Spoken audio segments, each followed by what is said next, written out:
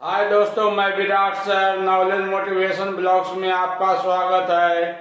Target matric Bihar board परीक्षा जो भी इससे पहले पूरा संस्कृत किताब पीयूषम का प्रश्नोत्तर और पूरा संस्कृत व्याकरण पार्ट बाय पार्ट नहीं देखें तो कृपया इस चैनल पर जाकर जरूर देख लें, क्योंकि मैट्रिक वर्ग 10वां का परीक्षा में सारा प्रश्न यहीं से पूछा जाता है।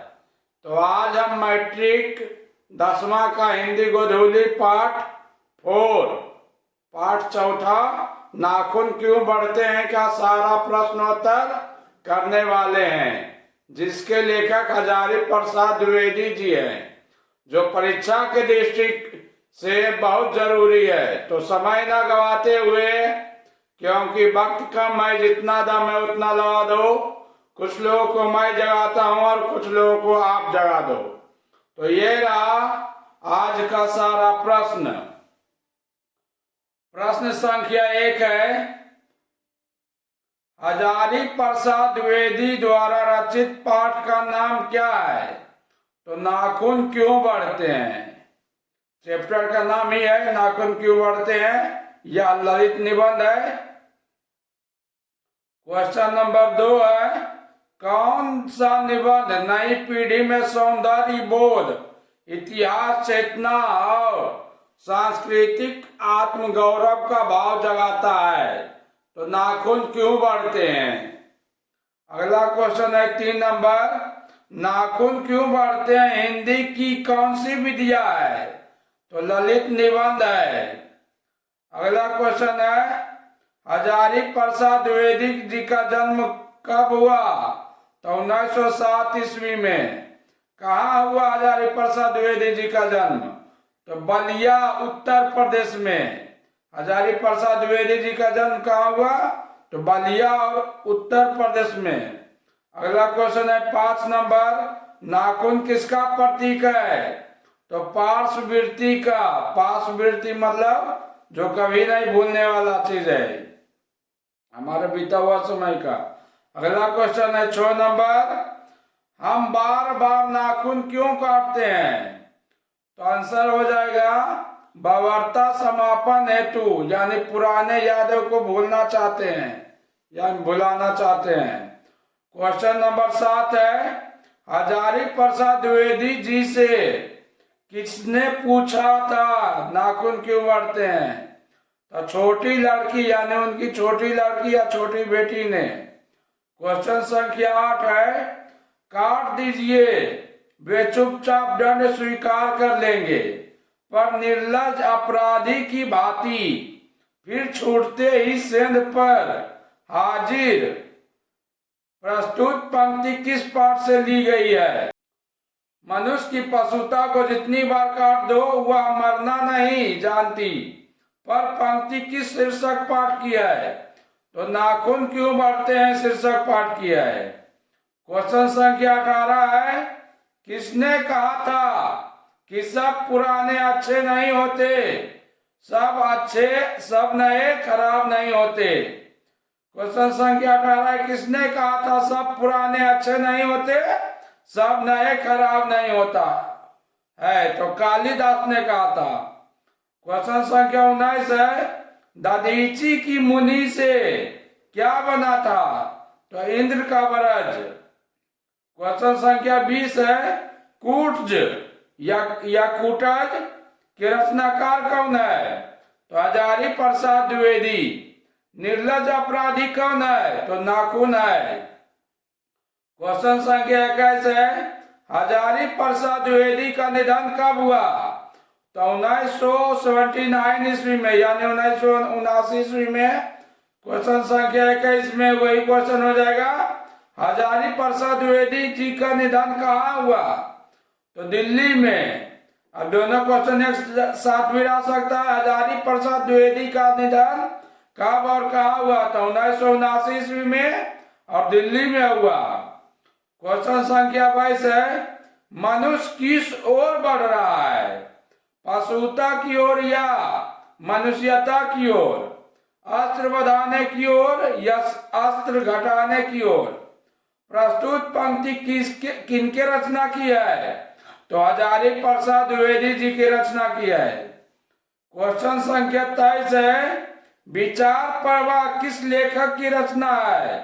तो हजारी प्रसाद द्विवेदी जी का। क्वेश्चन संख्या 24 है, पुराने का मोह सब समय बांछिए ही नहीं होता, यह पंक्ति किस शीर्षक पाठ की है? तो नाखून क्यों बढ़ते हैं? प्रश्न संख्या 25 है, किस देश के लोग बड़े बड़े नख पसंद करते थे? तो गौड़ देश के लोग।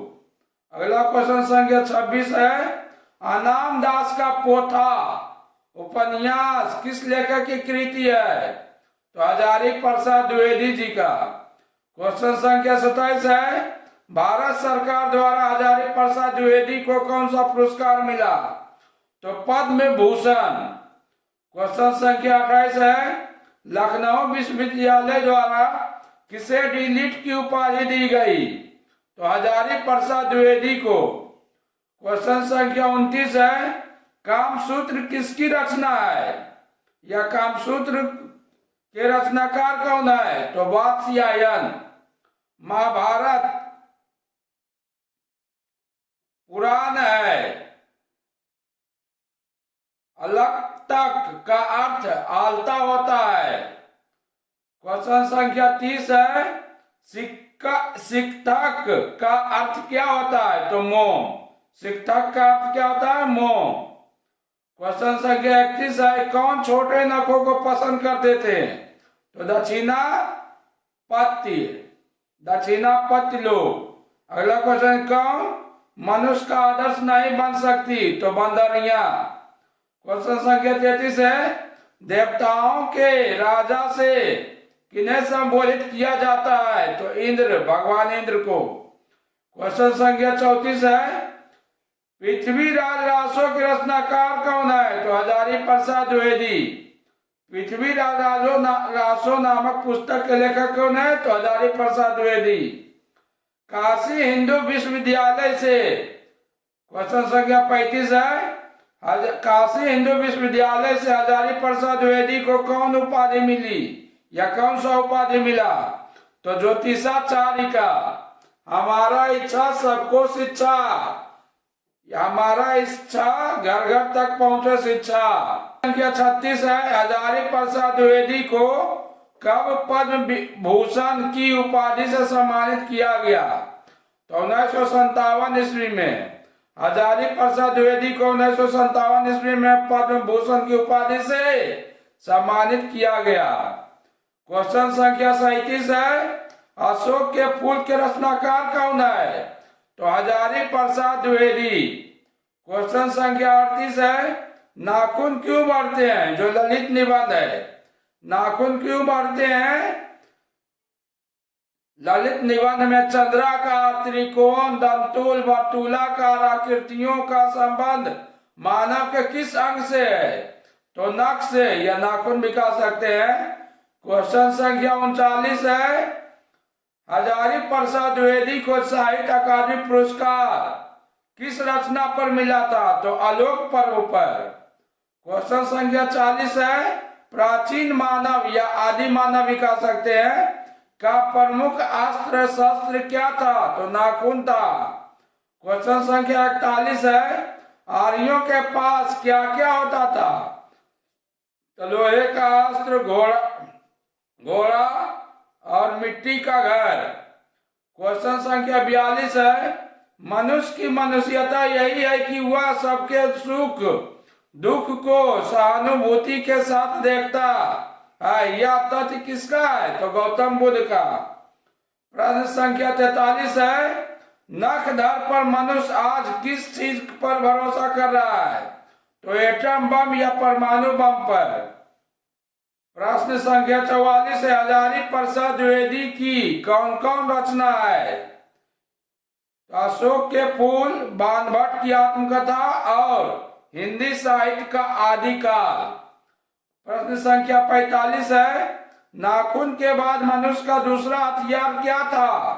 तो दंत था, दांत।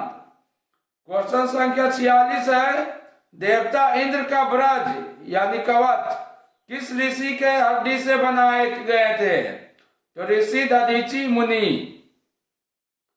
क्वेश्चन संख्या 47 है, लोहा का आविष्कार किसने किया था? तो आर्यों ने किया था। प्रश्न संख्या 48, अल्पज्ञ का अर्थ क्या होता है? तो कम जानने वाला। अल्पज्ञ मतलब कम जानने वाला। दंतावलंबी का अर्थ क्या होता है? तो दांत का सहारा लेकर जीने वाला।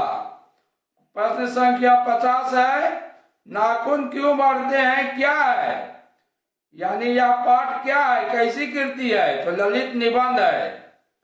हमारा इच्छा सबको शिक्षा, एक मोटिवेशन है जो इस तरह है बच्चों, जब तक परीक्षा खत्म ना हो जाए, जब तक परीक्षा खत्म ना हो जाए तब तक पढ़ाई करते रहो। जब तक परीक्षा खत्म ना हो जाए तब तक पढ़ाई करते रहो, क्योंकि यह दुनिया मेहनत नहीं रिजल्ट देखती है। जब तक परीक्षा खत्म ना हो जाए तब तक पढ़ाई करते रहो, क्योंकि ये दुनिया मेहनत नहीं रिजल्ट देखती है। तो वेल दोस्तों, मिलते हैं अगले वीडियो में अगले पाठ के साथ। दोस्तों, जब तक परीक्षा खत्म ना हो जाए तब तक पढ़ाई करते रहो, क्योंकि ये दुनिया मेहनत नहीं रिजल्ट देखती है। और हाँ, एक बात और दोस्तों, रिवीजन हमेशा हर हाल में रिवीजन करते रहिए। ओके, बाय दोस्तों।